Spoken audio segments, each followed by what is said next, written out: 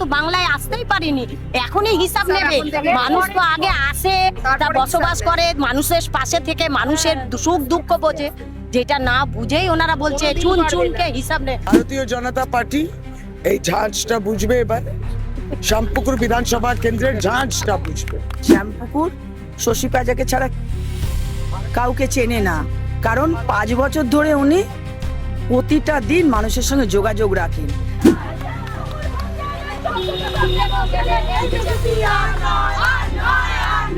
হঠাৎ করে কেউ বললো যোগী রাজ্য হয়ে যাবে, সেটাতে যোগী রাজ্য হওয়ার কোনো সুযোগ নেই। যে ভারতীয় জনতা পার্টিতে ওয়ার্কার নয়, মার্ডারাররা আছে, তারা খুন করবেন, দাঙ্গা করবেন, এই সমস্ত করবেন। বাংলার মানুষ সেটা যোগী রাজ্য করবে না, বিহার করবে না, ঝাড়খণ্ড করবে, তার উত্তর তো দেবে বাংলার মানুষ। আমাদের ঘরের মেয়ে, কাছের মেয়ে শশী পাজাই জিন্দাবাদ। কঠিন নয়, বিজেপি অবাস্তব, মিথ্যে এবং বঞ্চনার উপরে দাঁড়িয়ে রয়েছে, বাংলা মানুষকে বঞ্চিত করেছে। এবার যেটা যুক্ত করলেন, বাংলা ভাষাকেও বলে দিলেন বাংলাদেশি।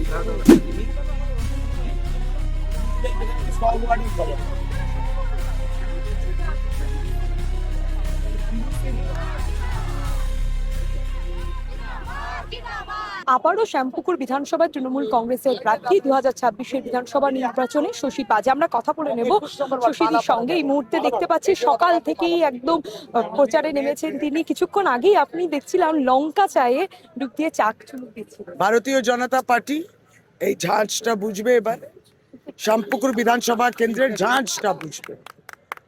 যে 14ই মার্চ যে করলেন, এমনিতেও শ্যামপুকুর বিধানসভা কেন্দ্র বিজেপির বিভিন্ন ন্যাক্কারজনক বক্তব্য, মানুষকে কষ্ট দেয়া, এসআইআর এর মাধ্যমে গ্যাসের এই গ্যাস সিলিন্ডারের এই দাম, চড়া দাম এবং না পাওয়া, সবটার মধ্যে দিয়ে বাজার দর সবটাই কোনোটাই মানুষের পক্ষে নয়, সেখানে তারা যথেষ্টভাবে বিরক্ত।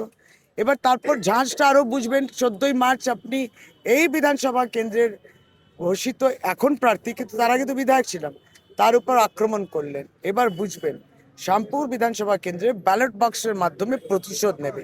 শুধু বিধায়ক না, আপনি মন্ত্রীও ছিলেন, এবং পাশাপাশি দেখা যাচ্ছে যে একটা মন্ত্রীর বাড়িতে যেভাবে হামলার ঘটনা, এবং সকলেই জানেন যে আপনি শ্যামপুকুরেরই বিধানসভা আবারও প্রার্থী, সেই ভয় থেকেই কি আপনার বাড়িতে এইভাবে হামলা করানো?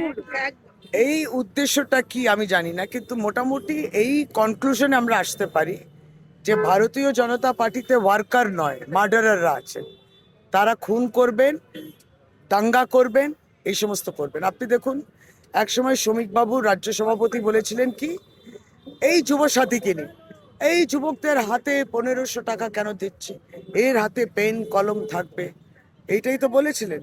তো আমি দেখলাম যে আমাদের যখন ধর্ণামঞ্চ হচ্ছিল, এই সদ্য দিদি যেটা ধর্ণামঞ্চ করলো, তখন এই বাচ্চা বাচ্চা ছেলেদের হাতে আপনি আপনার এজেন্সিকে তাদের রিক্রুট করে তাদের হাতে স্লিপ দিয়ে দিয়েছিলেন, কই তাদের হাতে তো পেন কলম দেখিনি।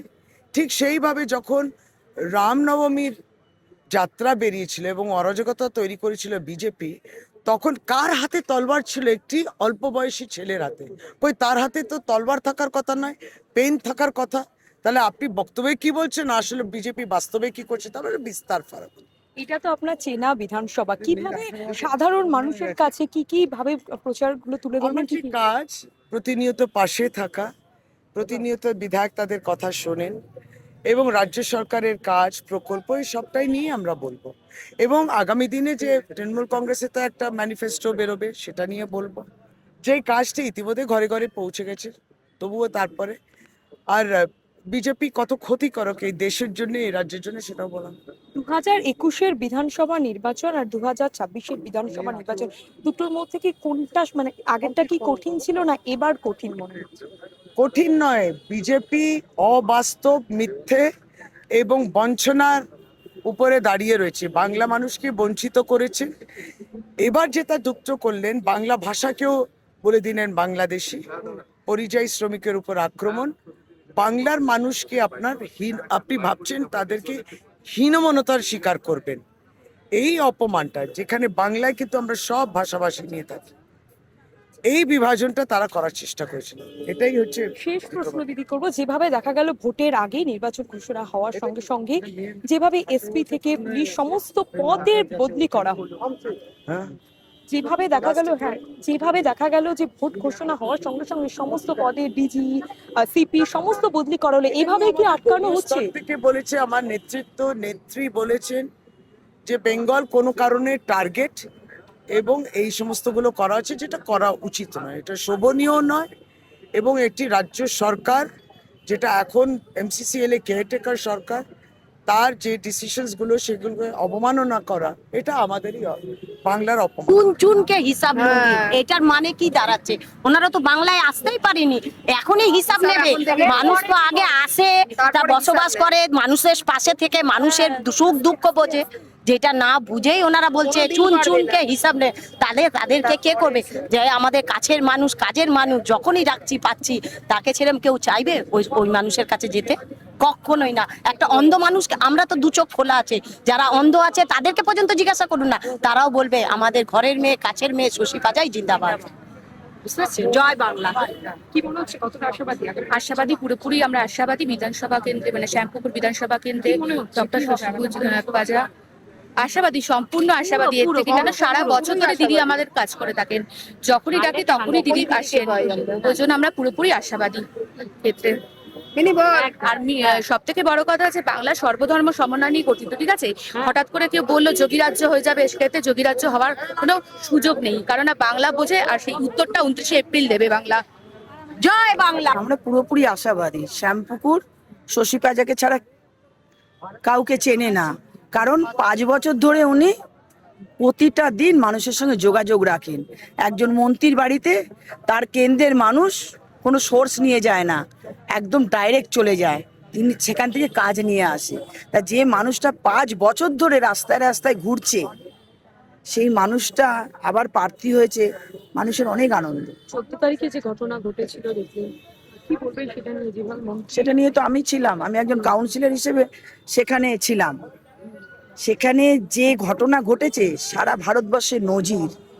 একজন মন্ত্রীকে ইট মারছে, তার পেটে লেগেছে, তার এত কর্মীরা আহত হয়েছে, দেখেছে, মানুষ দেখেছে। সেটা কে করেছে? বিজেপি। তাও বাংলা থেকে লোক নয়, বিহার ঝাড়খণ্ড থেকে সব লোক নিয়ে এসে তারা বলছে এটা কি রাজ্য করে দেবো, বিহার রাজ্য করে দেবো, ঝাড়খণ্ড করে দেবো, যোগী রাজ্য করে দেবো। এটা তা যোগী রাজ্য করে দেবে, এই রাজ্যটা তো আর আমাদের একার নয়, বাংলার মানুষ। সেটা যোগী রাজ্য করবে না, বিহার করবে না, ঝাড়খণ্ড করবে, তার উত্তর তো দেবে বাংলার মানুষ। যে তারা কি পাচ্ছে এই সরকারের কাছ থেকে, তারা কি পাচ্ছে, আগে যে সরকার ছিল সেই সরকারের কাছ থেকে তারা কি পেয়েছে। আর যারা এত আশ্বাস দিয়ে আসছে, তাদের তো আরো রাজ্য আছে, তারা তো দেশের দায়িত্বে আছে। বাংলা তো একটা রাজ্য সারা দেশের মধ্যে, তাহলে তো তাদের উচিত বাংলায় আসার আগে সেই সমস্ত রাজ্যগুলো উন্নয়ন করে বাংলায় ঢোকাটা উচিত।